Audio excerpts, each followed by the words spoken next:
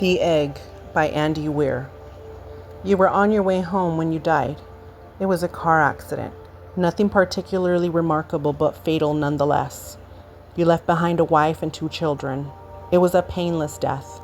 The EMTs tried their best to save you, but to no avail.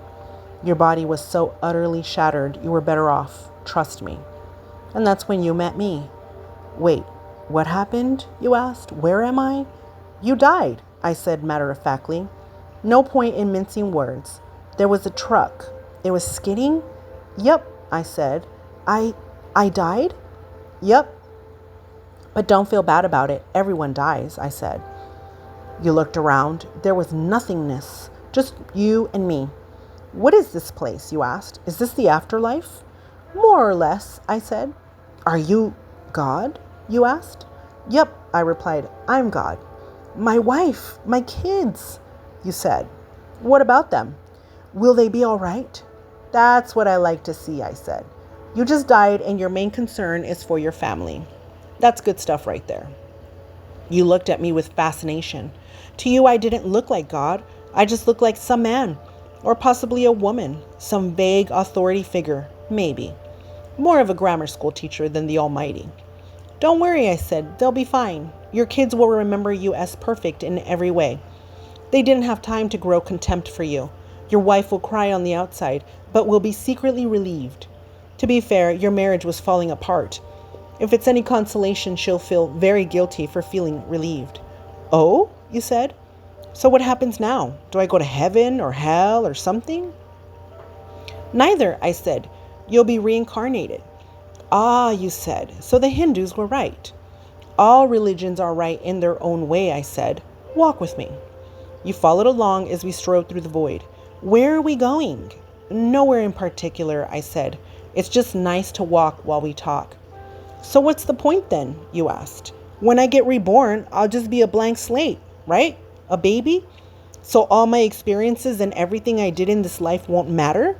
Not so, I said.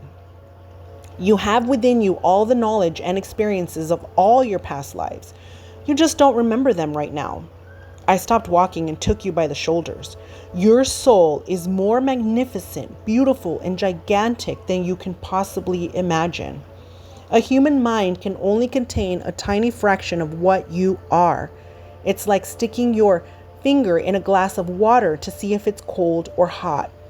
You put a tiny part of yourself into the vessel, and when you bring it back out, you've gained all the experiences it had. You've been in a human form for the last 48 years, so you haven't stretched out yet and felt the rest of your immense consciousness. If we hung out here for long enough, you'd start to remember everything. But there's no point to doing that between each life. How many times have I been reincarnated then? Oh, lots and lots and lots, and into lots of different lives, I said.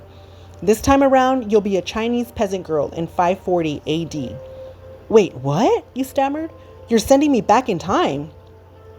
Well, I guess technically, time as you know it only exists in your universe. Things are different where I come from. Where you come from, you said. Oh, sure, I explained. I come from somewhere else. And there are others like me. I know you'll want to know what it's like there, but honestly, you wouldn't understand. Oh, you said, a little let down. But wait, if I get reincarnated to other places in time, I could have interacted with myself at some point. Sure, happens all the time. And with both lives only aware of their own lifespan, you don't even know it's happening. So what's the point of it all? Seriously? I asked. Seriously? You're asking me for the meaning of life? Isn't that a little stereotypical? Well, it's a reasonable question, you persisted. I looked you in the eye. The meaning of life. The reason I made this whole universe is for you to mature. You mean mankind? You want us to mature? No, just you. I made this whole universe for you. With each new life, you grow and mature and become a larger and greater intellect. Just me? What about everyone else? There is no one else, I said. In this universe, there's just you and me. You stared blankly at me. But all the people on Earth? All you. Different incarnations of you. Wait, I'm everyone? Now you're getting it, I said with a congratulatory slap on the back. I'm every human who's ever lived, or who will ever live.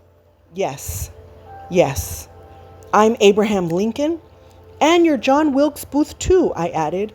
I'm Hitler? You said, appalled. And you're the millions he killed. I'm Jesus? And you're everyone who followed him. You fell silent. Every time you victimized someone, I said, you were victimizing yourself. Every act of kindness you've done to yourself. Every happy and sad moment ever experienced by any human was or will be experienced by you. You thought for a long time. Why? You asked me. Why do all this? Because someday you will become like me. Because that's what you are. You're one of my kind. You're my child. Whoa, you said, incredulous. You mean I'm God? No, not yet. You're a fetus. You're still growing. Once you've lived every human life throughout all time, you will have grown enough to be born. So the whole universe, you said, it's just an egg, I answered. Now it's time for you to move on to your next life, and I sent you on your way.